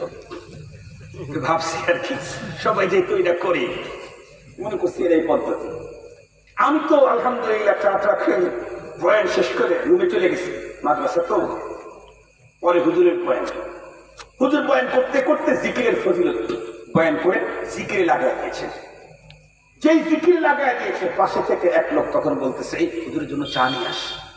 তার মানে আমাদের উত্তরবঙ্গে হলো বক্তার যখন চা জরুরত হয় তখন বক্তা জিকিরে যায়। বলতে তো পারে না যে আমার এখন চা দরকার, ওইটা বুঝে নিতে হয়। তো উনি যখন চা জিকির শুরু করছে, আর একজন যখন চা নিয়ে আসছে, আল্লাহ কোথায় যাবা, মনে হয় যে চা নিয়ে আসছে ওরে একেবারে জিন্দা কবর করে বেড়ে। কেমন রাগ! আমি তো ভিতরে বসে থেকে লজ্জিত হচ্ছি, আর ছোট হয়ে যাচ্ছি, একেবারে মাটির নিচে যেতেছি না উপরে যেতেছি, বুঝতেছি। হুজুর অনেক কথা বললেন, কথাগুলি আমি কান দিয়ে শুনলাম। তার ভিতরে একটা কথা এটা ছিল, এই মিয়া, জিকির করার অর্থ কি চা চাওয়া?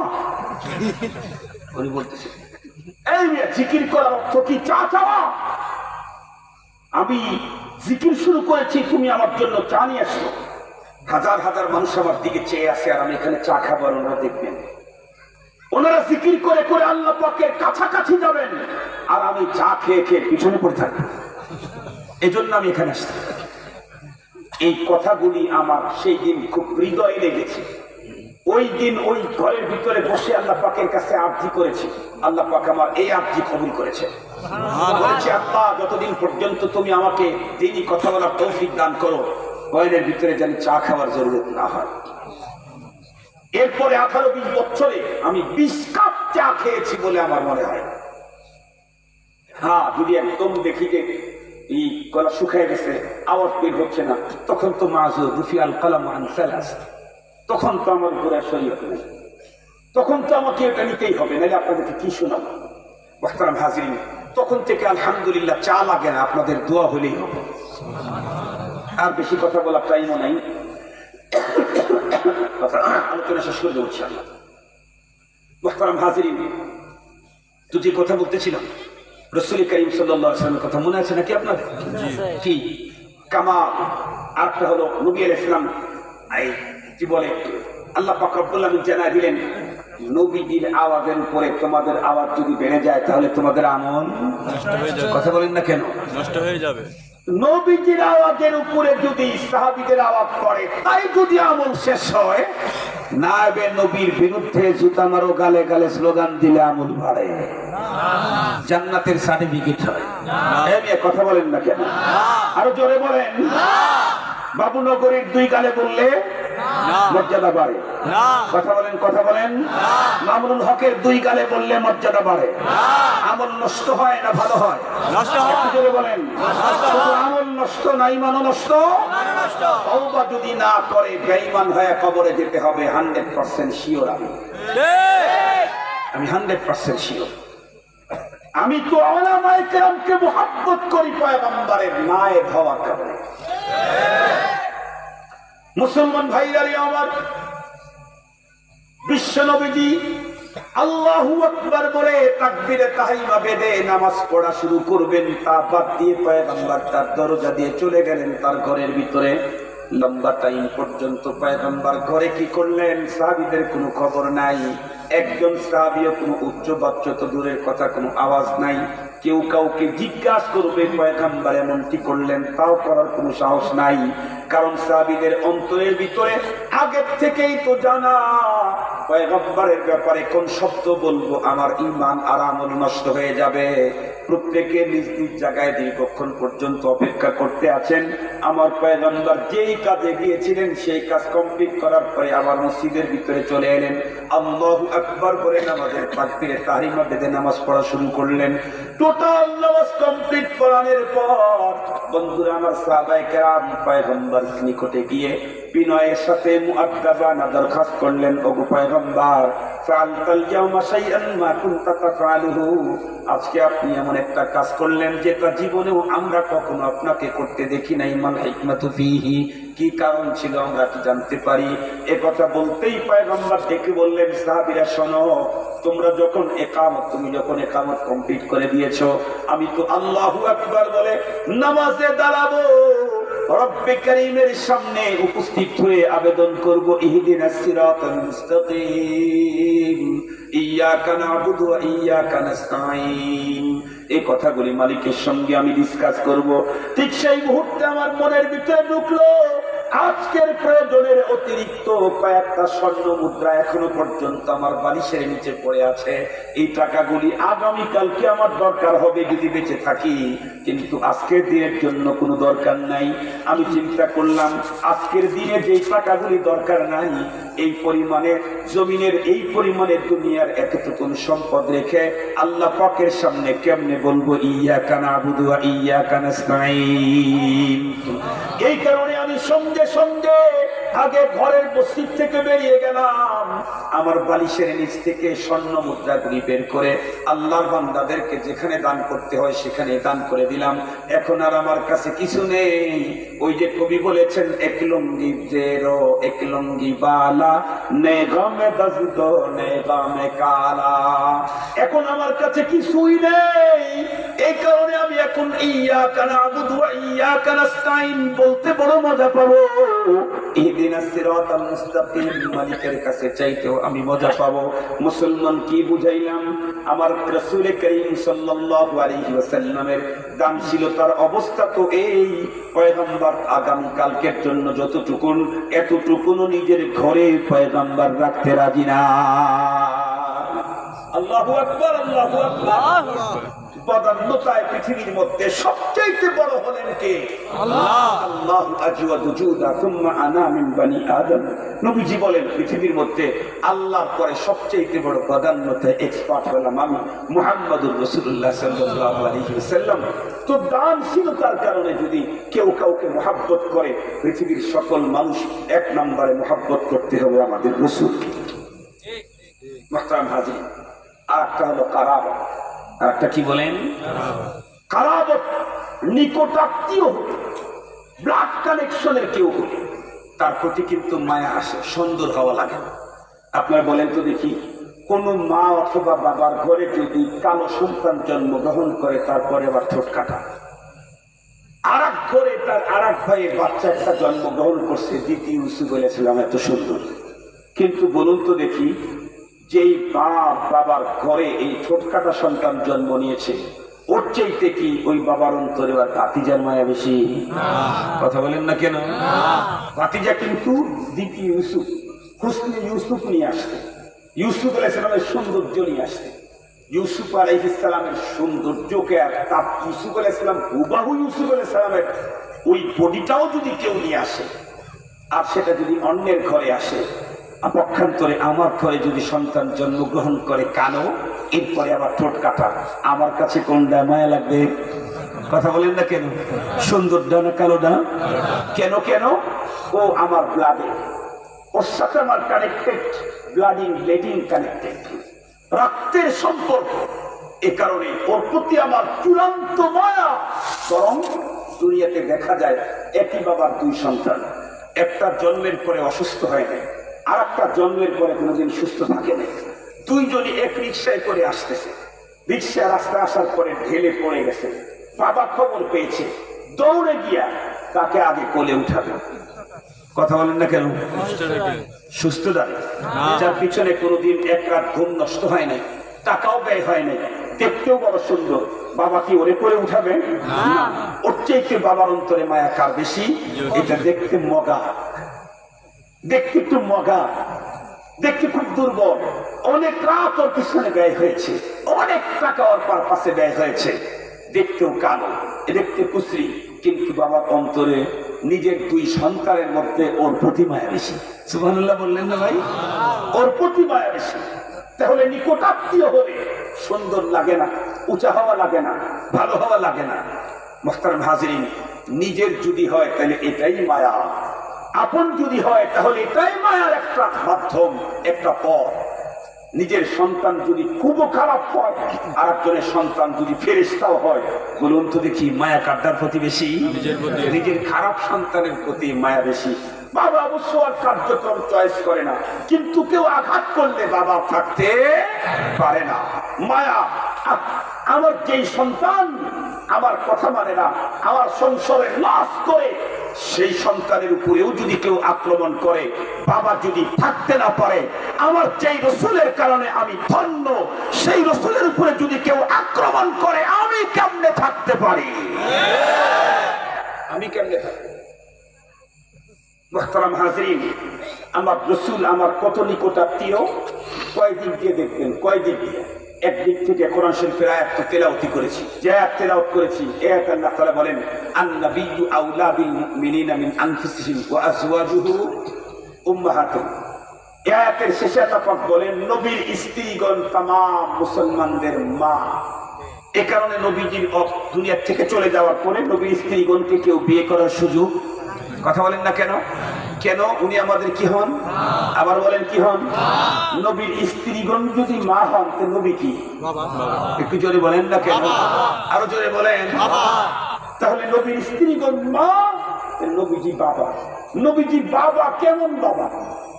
কোরআন শরীফের মধ্যে তো জন্মদাতা বাবা সম্পর্কে আল্লাহ পাক বলেন, ইয়াউমা ইয়াফিরুল মারউ মিন আখিহি ওয়া উম্মিহি ওয়া আবিহি ওয়া সাহিবাতিহি ওয়া বানি লিকুল্লি ইমরিইন মিনহুম ইয়াউমা ইদিন শাআনুন ইউগনি। বাপ ভাই মা বহিন ফরজন্দ জন আওলিয়ার আশিক মাশুক নৌকর বন্দায়ে খিদমত গুজার काम आने का नहीं हर एक जुदा हो जाएगा बल्कि एक एक उस्ब दुश्मन जन का हो जाएगा। रोज महशर हर नेहा पैदा शवाद, हम जे खुद हर मुजरिमा रुसवा शवाद। दस्त पा बिदिहद गवाही अज पाया, वर फसादे ऊब पेशे मुस्ता। लब गोयद मन चुनी बूसी दाम, दस्त गोयद मन चुनी दजदी दाम। चश्मे गोयद दी दाम सूये हराम, गोशे गोयद चीदाम समदुल कलाम। मुसलमान भाईरा আমার নবী আমার কত নিকটাত্মীয়। আমার জন্মদাতা বাবা তো বাবাই বাবা, কিন্তু পরপারের কঠিন বিভীষিকাময় মাঠে আমার বাবা আমার পরিচয়টা গোপন করে দিবে একটা মাত্র নেকির সৎ হলে। পয়গম্বরের সহিহ হাদিসের বর্ণনা, বাবার কাছে গেলে বাবা বন্ধুরা আমার একটা নেকি দেওয়া তো দূরের কথা, পরিচয়টাই গোপন করে ফেলবে, মাও পরিচয় গোপন করে ফেলবে। কিন্তু আমি একটা নেকি বা দুইটা নেকির সতের কারণে যখন আমাকে জাহান্নামের দিকে নিয়ে যাওয়া হবে, একদল ফেরেশতা আমার পয়গম্বর বাবা যিনি আমার পয়গম্বর বাবা, তার কাছে গিয়ে কেউ কোনো ফেরেশতা ডাকতে বলবে, পয়গম্বর আপনার একজন উম্মত মাত্র একটা নেকির সতের কারণে একটু হালকা মিজানের পালা বদির পালা ভারী হওয়ার কারণে জাহান্নামের দিকে নিয়ে যাইতেছে। আমার সেই বাবা তখন বন্ধুরা আমার গলা কাটা মুরগির মতো বন্ধুরা আমার ছটফট ছটফট করে উড়াল মারবে। এক পর্যায়ে আমি পর্যন্ত পয়গম্বর চলে এসে যেই ফেরেশতারা আমাকে নিয়ে জাহান্নামের পথের দিকে রওনা করবে, আমার পয়গম্বর বাবা তাদেরকে ডেকে বলবে, দেখি আমার উম্মতের সমস্যাটা কি। হুজুর হুজুর পয়গম্বর অর্থনীতি কম হয়েছে, আবার ওজন করো দেখি, আবার ওজন করো দেখি। ও মুসলমান, এক পর্যায়ে আমার পয়গম্বর তখন আমার জন্য সুপারিশের দরজা বন্ধুরা আমার উন্মুক্ত করে দিবে। ওই মুহূর্তে যখন আমার বাবা আমার পরিচয় গোপন করলো, সেই মুহূর্তে আমার পয়গম্বর বাবা জাহান্নামের ওই পথ থেকে আমাকে মুক্ত করে আল্লাহ পাকের দেওয়া সুপারিশে আমাকে আল্লাহ পাকের মেহেরবাড়িতে জান্নাতের পথে পাঠাইয়া দিলেন। ও মুসলমান, এই জন্য আমার বাবার মায়া আমার অন্তরে যেমন হওয়া দরকার, অতটুকুন রাসূলের মায়া অন্তরে হইলে কখনোই হবে না।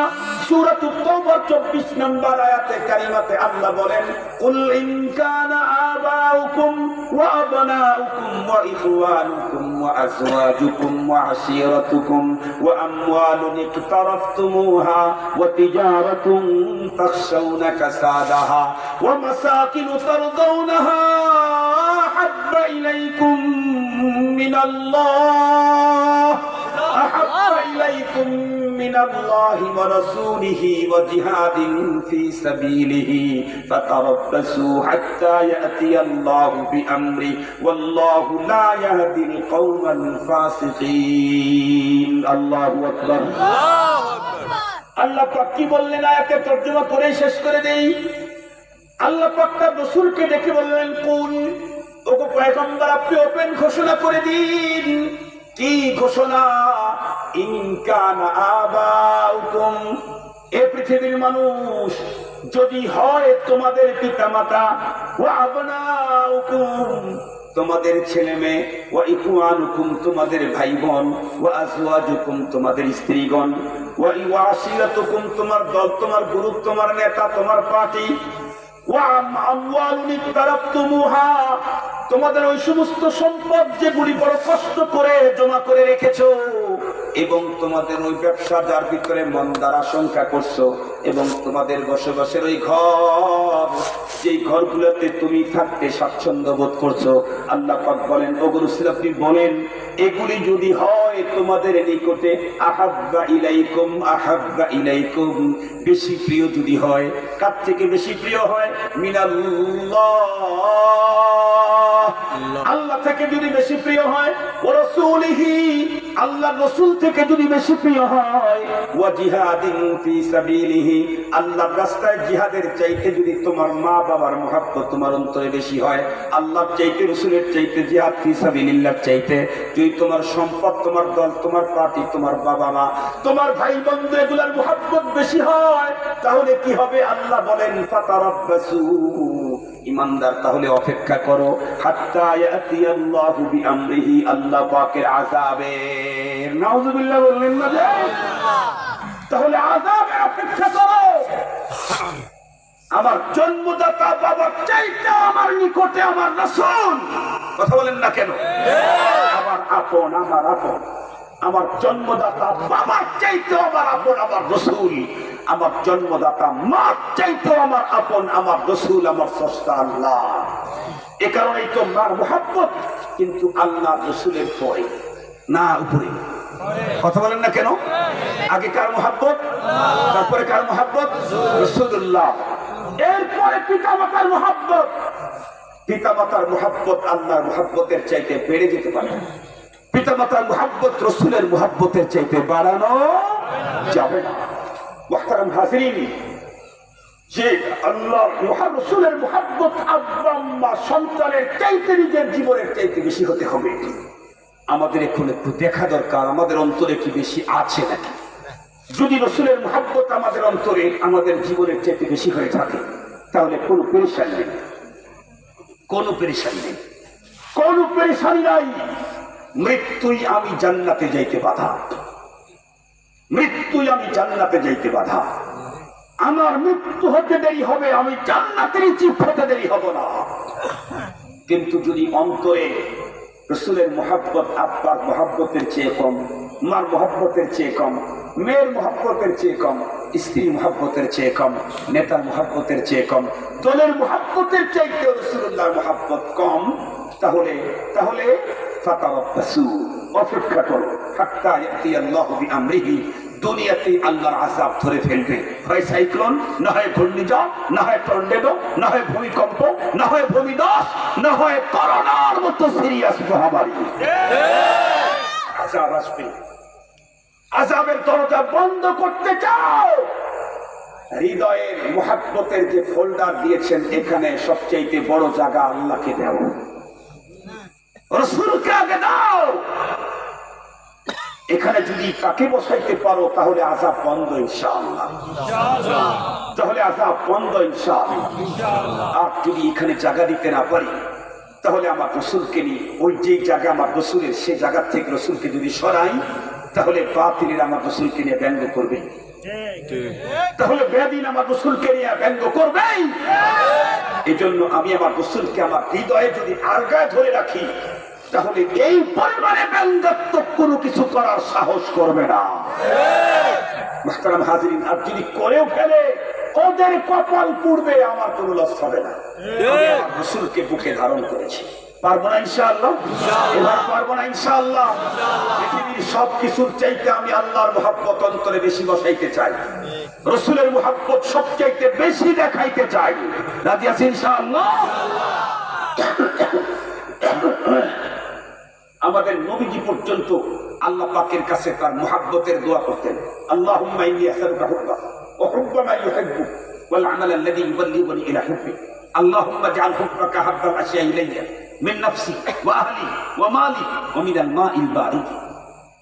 এই দোয়াগুলো আমাদের করতে হবে। আল্লাহ পাক আমাদের প্রত্যেকের সিনায় আল্লাহর মুহাব্বত, তার রাসূলের মুহাব্বতের ওই আগুন জ্বালায়া দেখ, যে আগুন আল্লাহ আবু বকর ওমরের সিনায় দিয়েছিলেন। এটা আমি বললেন না, যে আগুন হযরত ওসমান আলীর সিনায় আল্লাহ তাআলা জ্বালায়াছিলেন। একটু জোরে বলেন না আমিন। ওয়া আখিরু দাওয়ানা আলহামদুলিল্লাহি রাব্বিল আলামিন। আসসালামু আলাইকুম ওয়া রাহমাতুল্লাহি ওয়া বারাকাতুহু। এই বছরের সবচেয়ে বেশি বয়ান করলাম আজকে, 1.5 ঘন্টা পার হয়ে গেছে। কখন শুরু করছি মনে আছে? সবচেয়ে বেশি বয়ান করছি, যদিও গলার অবস্থা খুব জটিল, বুঝতেছেন না? গলার অবস্থা খুব জটিল না? আমার কিন্তু অনেক কষ্ট, ভিতরে ঘেমে ভিজে গেছে। এরপরেও আমি যখন দেখছি যে এখানকার সংস্থাটা হলো আমার পীর ও মুর্শিদের নামে, আমার পীর ও মুর্শিদের নামে, এ কারণে আমার ভিতরে একটা ভিন্ন জজবা তৈরি হয়েছে। আমার শেখের নামে সংস্থা করবে যুবকেরা, আর সেখানে আমি আলোচনা কম করবো, এটা তো হইতেই পারে না। জিম্মাদারি তো আমার ছিল, আমার শেখের আলোচনা তার বরকতের জন্য, সব হেসানির জন্য আমি আপনাদেরকে ডাকি, সেখানে আপনারা আমাকে ডেকেছেন। এই জন্য আমি এক্সেস সময় আল্লাহ পাক আমাকে ব্যবস্থা করে দিয়েছেন। এই জন্য আমি প্রথমে অভিনন্দনবাদ জানাই, ধন্যবাদ জানাই যেই যুবকেরা অতি অল্প সময় 1 তারিখে এসেছিলাম না ভাইয়া, 1 তারিখে এসেছিলাম, 1 তারিখেই মূলত আজকের মাহফিলের ব্যাপারে তাও মনে হয় কনফার্ম হয়েছে 2 তারিখে কনফার্ম হয়েছে। এই যে ছেলেগুলো এই 3 দিনে হাড় ভাঙ্গা পরিশ্রম করে এত সুন্দর জান্নাতি মেলা সাজাইছে, আল্লাহ পাক যেন তাদের জন্য চিরস্থায়ী জান্নাতে আল্লাহ পাকের চয়েস মতো মেলা বসায় দেয়। আমাদের চয়েস তো নর্মাল হবে, আল্লাহ পাকের চয়েস মতো যেন দেয়। সাথে সাথে যেই যুবকেরা একজন শেখুল ইসলাম, একজন আল্লাহর কুতুব, তার প্রতি মহব্বত আর ভালোবাসায় তাদের শ্রম, তাদের অর্থ ব্যয় করতেছে, আল্লাহ পাক যেন এই ছেলেদেরকেও শেখুল ইসলামের মতো বানায়। এদের ঘরে ঘরে যেন শেখুল ইসলাম আল্লাহ পাক রব্বুল আলামিন তৈরি করে দেন। এদের পরবর্তী ফারজান ছেলে মেয়েদের ভিতরে যেন শেখুল ইসলামের মতো ঈমানওয়ালা, আখলাকওয়ালা, আমলওয়ালা, জজবাওয়ালা, সুন্নতওয়ালা মহামানুষ যেন আল্লাহ পাক তাদের ফ্যামিলিতে, তাদের ঘরে যেন আল্লাহ পাক দান করে। সাথে সাথে আপনারা যারা আসছেন তারা মনে মনে ভাবতেছেন হুজুর এক জাতীয় শুধু ওদের জন্য দোয়া করলো, এর মনে মনে ভাবতেছেন। সাথে সাথে আপনারা যারা আসছেন আল্লাহ পাক আমাদের সকলের ঘরেই যেন, ঘরে ঘরে যেন প্রতিটা সন্তান শেখুল ইসলামের মতো পাক্কা দিনদার আল্লাহ পাক বানায়। তো আর কিছু আছে বলা? কেউ কি